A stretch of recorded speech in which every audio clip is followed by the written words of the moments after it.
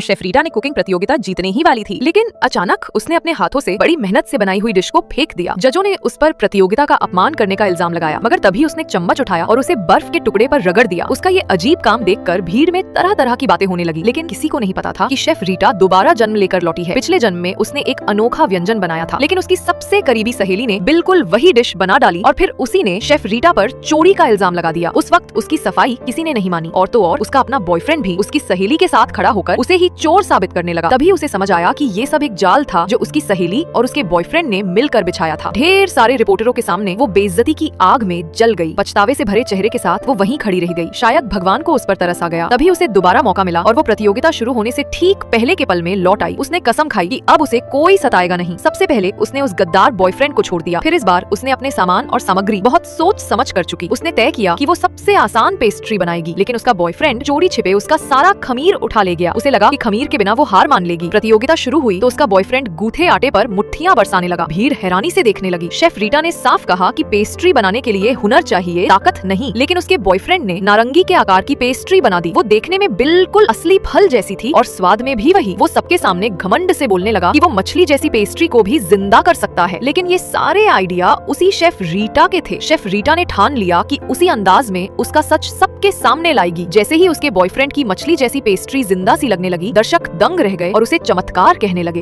बाकी प्रतियोगी शर्म से झुक गए, लेकिन शेफ रीटा ने उसे सीधी चुनौती दी। उसकी सहेली ने मजाक उड़ाया कि उसके पास तो खमीर भी नहीं है। सबके सामने वो बेहद शांति से बोली, मेरी पेस्ट्री को खमीर की जरूरत ही नहीं। भीड़ जोर जोर से हंसने लगी। सब ने कहा कि वक्त बर्बाद मत करो, लेकिन वो चुपचाप आटा गूंथती रही और उसे मछली का आकार देने लगी। आकार देखकर सबको यकीन हो गया कि वो बुरी तरह हार जाएगी। उसका बॉयफ्रेंड आगे बढ़ा और उसे हारा हुआ कहकर चिढ़ाने लगा। जज भी विजेता का ऐलान करने ही वाले थे कि तभी शेफ रीटा ने अपनी पूरी ताकत आटे में डाल दी। पल भर में उसके हाथों से निकला आटा जादू सा चमकने लगा। अगले ही सेकंड दो सुनहरी मछलियां हवा में छलांग लगाती हुई सबके सामने उड़ने लगे।